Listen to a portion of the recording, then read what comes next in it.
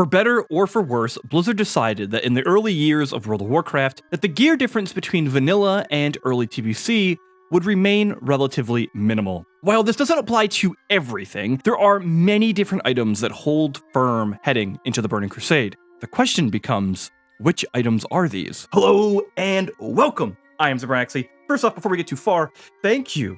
I just crossed 1,000 subscribers, and that's still surprising. So honestly, thank you so much. I just wanted to make sure that was expressed before I get too far in this video. Y'all the best, seriously.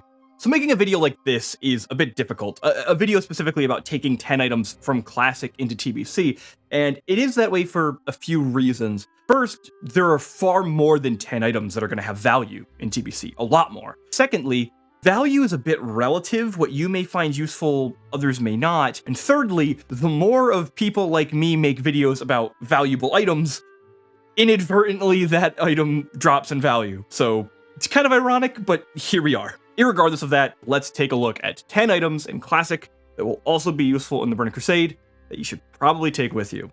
Let's go! Let's get easily the weakest and most debatable item on the list out of the way first. I wanted to put the Rock Fury Bracers on this list primarily for one reason. This isn't a tier 3 item, and it just goes to show how valuable unsuspecting pieces of gear can be during the early days of Classic TBC. The Rock Fury Bracers can be obtained via the Cenarian Circle and are gated behind the Revered requirement. These little wristbands are better than any of the dungeon bracers for Cloth Caster DPS and are only beaten for pre-raid BIS by creating the Bracers of Havoc via tailoring. While every TBC preparation list will have tier 3 items on there, I really wanted to show how even non-tier 3 reputation rewards can still be valuable. Realistically, there aren't many that are quite this good, but the potential is still there. Alright, with that item out of the way, let's start getting into the real good stuff. If you don't already know, many items in vanilla will be changed going into TBC. Basically, anything that is percentage-based is converted over to the Burning Crusade's new rating system. This item is an example of this change in action. The Natural Alignment Crystal from Firemaw in the Blackwing Lair still holds a place of usefulness to Shaman come Outland. Despite no longer being an insanely strong 20%, the static 250 spell power and healing is still really high. While items like Quagmiren's Eye and the Scryer's Blood Gem are arguably better overall given their other effects, in cases where kill times do line up with this trinket though, well, it can stay incredibly powerful for quite a while. Especially if you're planning to blow someone up in PvP with a big Elemental Shaman Sith Lightning Burst, then all you want is that massive 250 spell power increase to blow up whoever is on the receiving end of your spells.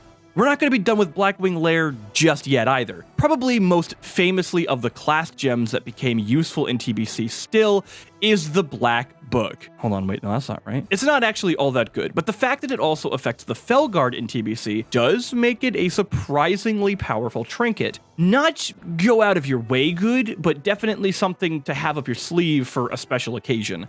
The trinket gets mentioned very often for being strong, and I just wanted to let people know that realistically, it's okay, but it's not actually that good. However, far more famous than the Black Book is the Mind Quickening Gem, which is absolutely awesome, specifically in PvP. While not 33% haste like in vanilla, 330 haste rating is an absolutely insane amount of haste. For example, the most famous haste trinket in all of TBC is easily the Skull of Gul'dan. While definitely not as powerful overall as the Skull, the Mage's Mind Quickening Gem provides just shy of double the amount of haste on use. This isn't useful for just blowing someone up in arena with a big burst. In typical mage fashion, there's always multiple uses to this tool that comes in the form of polymorph. A good poly can quite literally be the make or break of a tight arena match. When combined with the 4-piece gladiator bonus, which reduces the cast time of polymorph by 0.15 seconds, a mind quickening polymorph is beyond difficult to interrupt and can be just what you need to turn the fight in your favor. I know it's phase 6 in Classic, but I seriously hope you aren't bored of Blackwing Lair because, yeah, there's another item I need to bring up. While not a clash trinket, Stylene's Impeding Scarab is very valuable come phase 1 of TBC. You see, while there are plenty of tanking trinkets in early Burning Crusade, many of them aren't very good. Most only provide a single stat, or just an on-use effect. If we compare Stylene's Impeding Scarab to 2 good Phase 1 tanking trinkets, such as the Figurine of the Colossus and the Adamantite Figurine, you can very quickly see why this item is so good. In fact, Stylene's could easily carry you through Tier 4. If you're a tank, or planning on maybe rolling tank, then it would be wise to go get some Flame Gore kills under your belt to get this amazing trinket. We can finally get out of Blackwing Lair, and thankfully there's only one more raid item on this list entirely. Shoot, what was that boss again? Viscidus? Oh, that sucks. Yeah, anybody who knows of this item knew it would make its appearance on this list. Easily the most powerful item that you're gonna see in this video is the Scarab Brooch from AQ40. I'm gonna be honest, if Blizzard doesn't nerf this item under their new mantra of some changes, I'll be genuinely surprised.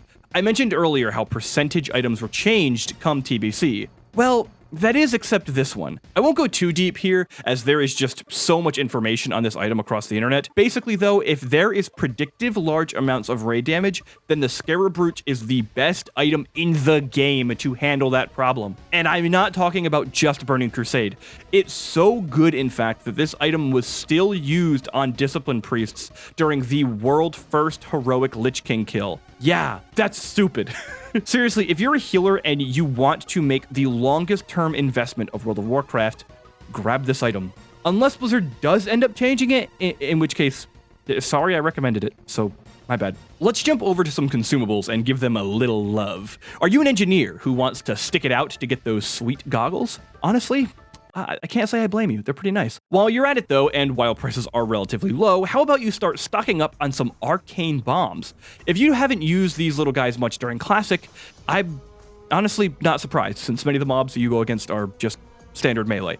However, come TBC, the variety in trash mobs increases pretty dramatically, especially if you're a tank. Then having access to a ranged AoE silence allows for so much more control in a dungeon or a raid. Honestly though, it doesn't have to be a tank specific item at all. Anybody being able to round up caster mobs for that sweet death ball, or even just to interrupt, goes a long way, and it will make you super valuable of any group. I'm not going to try to oversell this item, but seriously, being a person with utility like an arcane bomb is one of those things where players will always notice that runs are smoother when you're around. Oh, and if you're one of those attack power nerds, then definitely be sure to grab loads of Elixir of Demon Slaying before many people realize just how powerful these babies actually are. In TBC, the best flask that you can use is the Flask of Relentless Assault, which increases your total attack power by 120. Honestly, that's pretty damn good. Now, the Elixir of Demon Slaying can't stack with Relentless Assault, but this baby gives over double what that flask does with an insanely high 265 attack power. There are some things to keep in mind here, though. First, these elixirs only last 5 minutes, and they don't persist through death like flasks do. Specifically, that means players will go through lots of these, so that price could get out of hand quickly.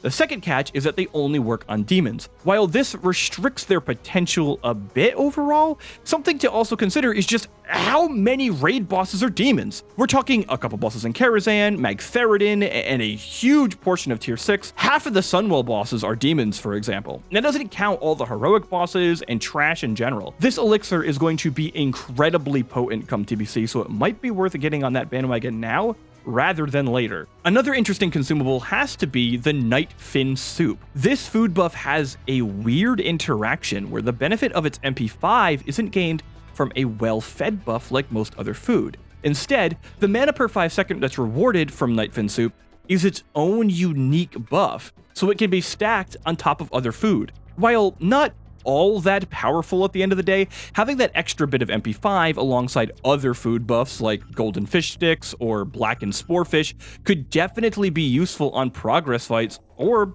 just to give you that little edge and get a good log. The incredibly powerful free action potions, they still work in TBC, so feel free to make good use of them, and all of the fapping jokes that, honestly, at this point, I'm just kind of bored of.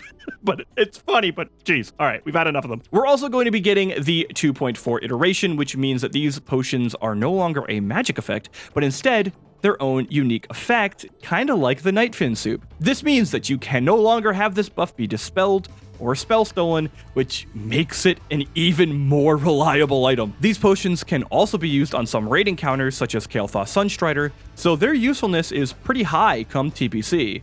The last but absolutely not least item on this list is one that almost everyone seems to mention, and I'm gonna join that crowd. Hey, reminder to everybody to get a wolf's head helm for their druid. Feral DPS become genuinely desired in the Burning Crusade, and this helmet will still serve as best in slot through the whole expansion. It's completely busted, and when you combine the helmet with the Furor talent and the 2-piece tier 4 bonus, the results can be pretty insane. I know the Wolf's Head helm is brought up constantly, but seriously, it's for good reason. Thank you so much for watching this video, and thank you for spending your time listening to me rant.